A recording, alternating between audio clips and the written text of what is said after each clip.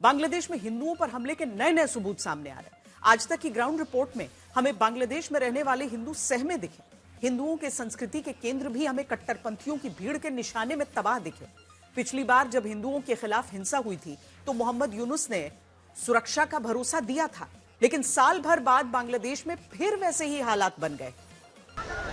बांग्लादेश में कुछ भी हो, निशाने पर हिंदू आ जाते हैं। कट्टरपंथी इंसान छोड़िए, कला संस्कृति को भी खाक करने पर आमादा हो जाते हैं। ऐसा ही हमला 18 दिसंबर को ढाका के छायानट के दफ्तर पर हुआ, जिसे तहस नहस कर दिया गया और फिर आग लगाने की कोशिश हुई। ये छायानट है। बांग्लादेश अपनी सांस्कृतिक विरासत के लिए, अपनी कला के लिए भी जाना जाता था, लेकिन जब हिंसा का दौर शुरू हुआ 18 दिसंबर को, तो न सिर्फ संस्थानों पर हमला हुआ बल्कि उन जगहों को भी निशाना बनाया भीड़ ने जो संस्कृति कला को बढ़ावा देते थे। तो छायानट दरअसल बांग्लादेश का सबसे प्रतिष्ठित संस्थान है।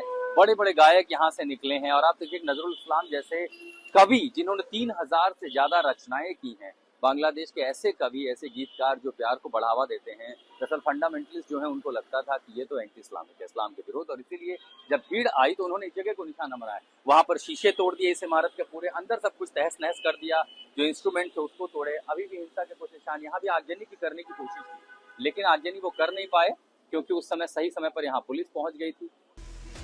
इससे पहले 18 दिसंबर को दीप चंद्र दास की हत्या के बाद भी 20 दिसंबर को हिंदुओं की एक पूरी बस्ती फूंकने की कोशिश की गई। ये बांग्लादेश के चटगांव में हिंदुओं के जलते घर की तस्वीर है। सोमवार देर रात एक हिंदू परिवार को धर्म की वजह से निशाना बनाया गया, चेतावनी दी गई। रात के अंधेरे में शोलों में तब्दील ये मकान उन्हीं दलित हिंदुओं के हैं जिन्हें कट्टरपंथियों ने सिर्फ दहशत फैलाने के नाम पर आग के हवाले कर दिया। रावगंज इलाके में खाक हो चुके कई मकानों में रहने वाले लोग आज भी दहशत के मारे मुंह खोलने को तैयार नहीं दिखते। आज तक की टीम ने जमीनी पड़ताल के लिए जब इस इलाके में पहुंचने का फैसला किया तो उसे रात होने का इंतजार करना पड़ा। मैं इस समय ढाका के उस इलाके में हूँ जहाँ जो इलाका है ये अल्पसंख्यक हिंदुओं का है, वाडी इलाका है, और दिन में बहुत सारे लोग अपनी अपनी व्यस्तताओं में, और बहुत सारे लोग बात भी करने में झिझक रहे थे, डर भी था। तो हमने रात का समय सुना, तो रात को 10 बजे मैं अपने होटल से निकला हूँ, इन जगहों पर आया हूँ इस इलाके में, और ये तमाम हिंदू समाज के वो सदस्य हैं जो बात करने के लिए तैयार हुए। पतली सड़कों और तंग गलियों के बीच की बस्ती में कुछ युवक अपना दर्द बयान करने को तैयार हुए थे, लेकिन उनकी गुहार थी कि उनके चेहरे न दिखाए जाएं, वरना उनकी जान खतरे में पड़ जाएगी। बांग्लादेश में रहने वाले हिंदुओं की स्थिति कैसी है? आज जो बांग्लादेश का परिस्थिति आप देख रहे हैं, जो दीपू चंद्र दास कोई अन्याय नहीं किया, कोई बात नहीं किया, उसका साथ जो हुआ सारा वर्ल्ड देख रहा कि चिटागांग में चटगांव में घर जला दिया। बांग्लादेश का हिंदू डर डर के चलना है। बांग्लादेश के हिंदू जो जो चल रहा है सो जगह में खूब डर है। आपके जो समाज की लड़कियां हैं हिंदू, यहाँ पर महिलाएं हैं जो बाहर जाती हैं, उनको लेके अब फिक्र पहले ज्यादा होती थी, अब ज्यादा होती? पहले भी थी, अभी और ज्यादा है, क्योंकि हम लोग थोड़े आगे के अगर घटना देखें तो हमारे जो सनातन संप्रदाय का जो महिला या फिर जो हमारी बहन है, उन लोगों को अपहरण किया जा रहा है, धर्षण किया जा रहा है। इस संप्रति में एक घटना हुआ कुमिल्ला में, मुरादनगर, वहाँ पर एक गृहवधू जो सनातन की थी, उसको दिन दहाड़े गेट तोड़ के उसको वहाँ पर बलात्कार किया गया। यहाँ का हिंदुओं का भविष्य खूब बेहतर नहीं है, ठीक है। यहाँ का हिंदुओं का अभी भविष्य खूब खराब है। ये बांग्लादेश अभी पाकिस्तान का राह पे चल रहा है। अंधेरी और तंग गलियों में बदहाली की जिंदगी गुजार रहे इन हिंदू परिवारों में दहशत ऐसी है कि इन्हें मौजूदा हुकूमत से इंसाफ की कोई उम्मीद नहीं दिखती। हालांकि बांग्लादेश की अंतरिम सरकार की तरफ से इस सच्चाई को छिपाया जाता है, लेकिन तस्वीरों से नीयत साफ साफ पता चल जाती है। बांग्लादेश 2 हत्याओं की वजह से सुर्खियों में रहा।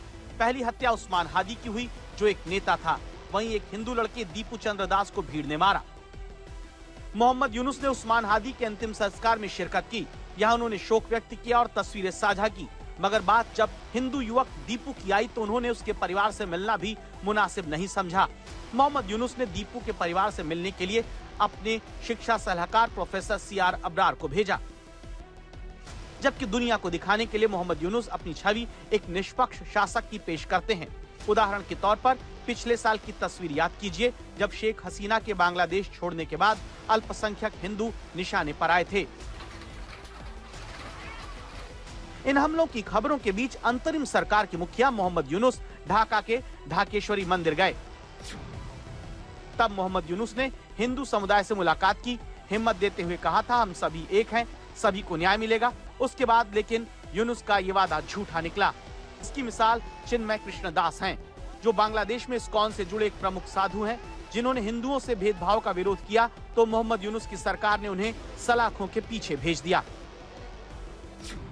चिन्मय कृष्णदास का कसूर सिर्फ इतना था कि उन्होंने हिंदुओं पर हो रहे अत्याचारों के खिलाफ रैलियां की थी। इस दौरान देश भर में प्रदर्शन हुए और चिन्मय कृष्णदास पर राजद्रोह के आरोप लगाकर गिरफ्तार कर लिया गया। इस मामले पर चिन्मय कृष्णदास को अदालत ने जमानत दे दी, लेकिन उसी दिन पुलिस ने 4 मामले और लगाकर उन्हें जेल भेज दिया। चिन्मय कृष्णदास को एक वकील की मौत के मामले में भी आरोपी बनाया गया, जिसकी मौत चिन्मय दास की गिरफ्तारी के विरोध में हुए हिंसक प्रदर्शनों के दौरान हुई थी। इस तरह पिछले साल नवंबर से एक हिंदू साधु जेल में बंद हैं।